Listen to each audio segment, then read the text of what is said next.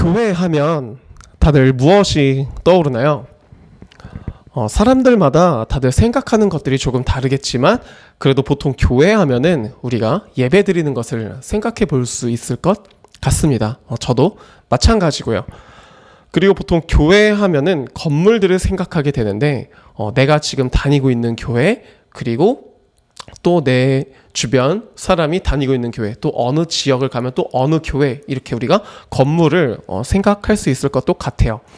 그렇지만 원래 교회의 본질적인 의미는 건물을 가리키는 것이 아니죠.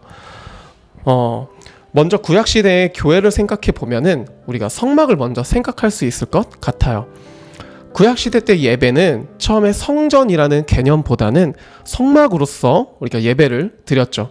하나님께서 성막을 어떻게 지으라고 모세에게 가르쳐 주셨고, 그리고 또 레위기서에 보면은 그 성막을 어떻게 지어야 하는지 그 가르침대로 지었습니다. 레위기서에 되게 자세하게 나와 있습니다.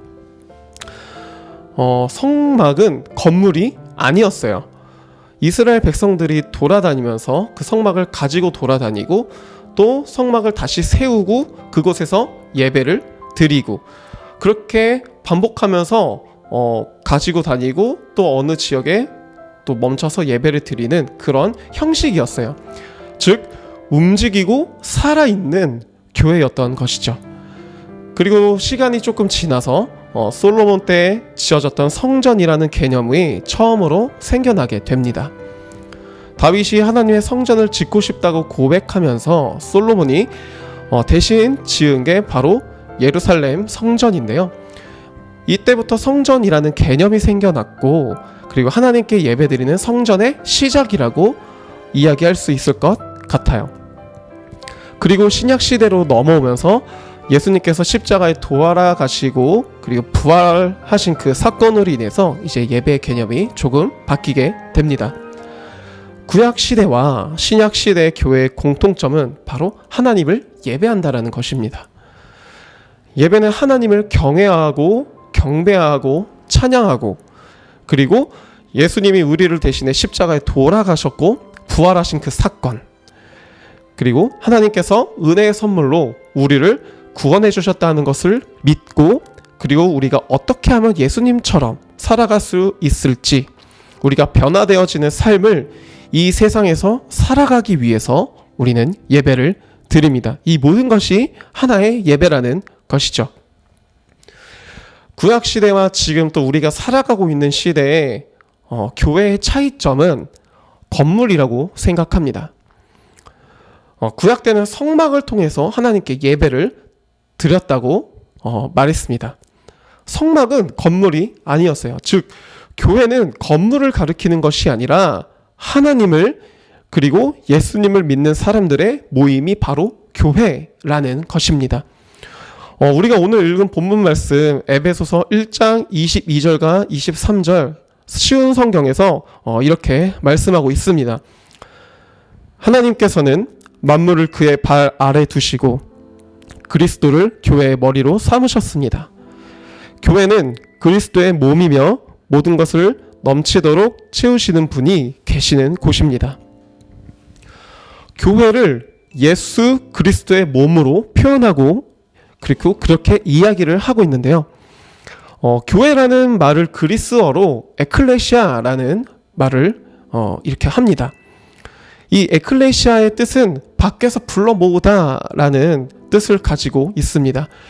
그리고 성경에서의 에클레시아를 교회로 번역한 일반적인 의미는 모임이라는 뜻으로 많이 번역하고 쓰여지고 있습니다. 그리고 우리는 우리는 하나님의 형상과 모양대로 지어진 존재입니다.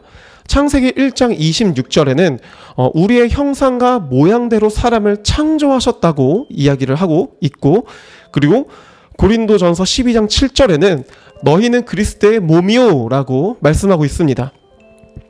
여기서도 마찬가지로 교회는 건물로서 이야기를 하는 것이 아니라 바로 믿는 자들의 모임, 바로 여러분 각자 개개인이 바로 교회인 것입니다.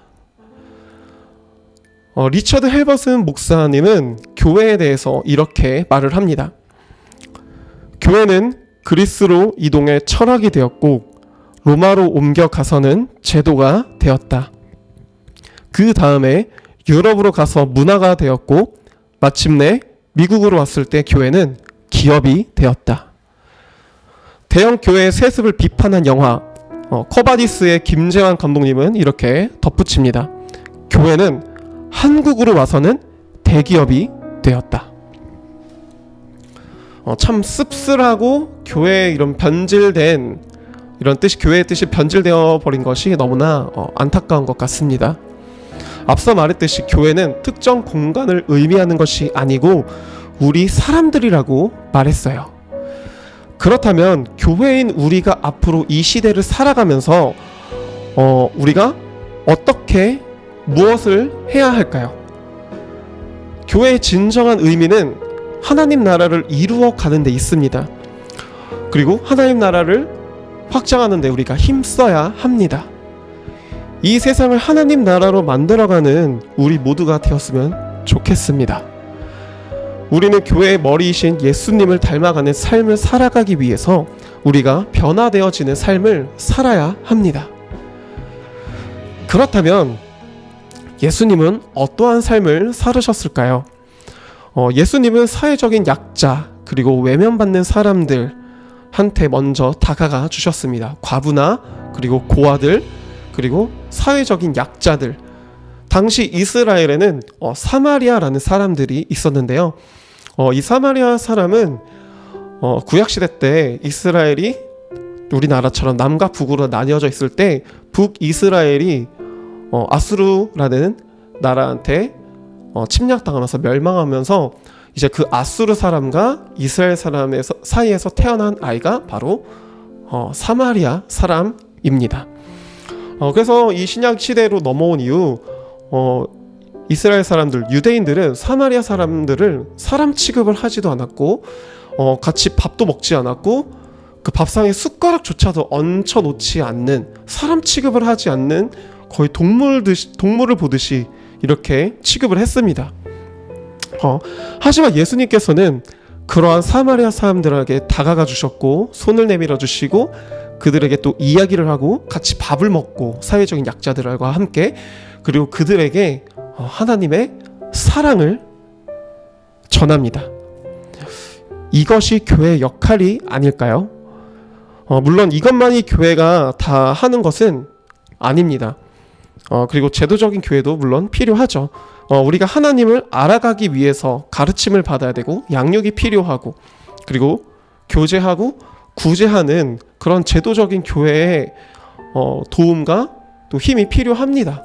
그리고 교회로서 당연히 해야 되는 일이고요. 사람 혼자서 도와주는 것보다는 그래도 여럿이 함께 도와줌으로써 뭔가 좀 더 큰 선한 영향력을 끼칠 수 있듯이 그러한 일들을 제도적인 교회들이 해야 합니다.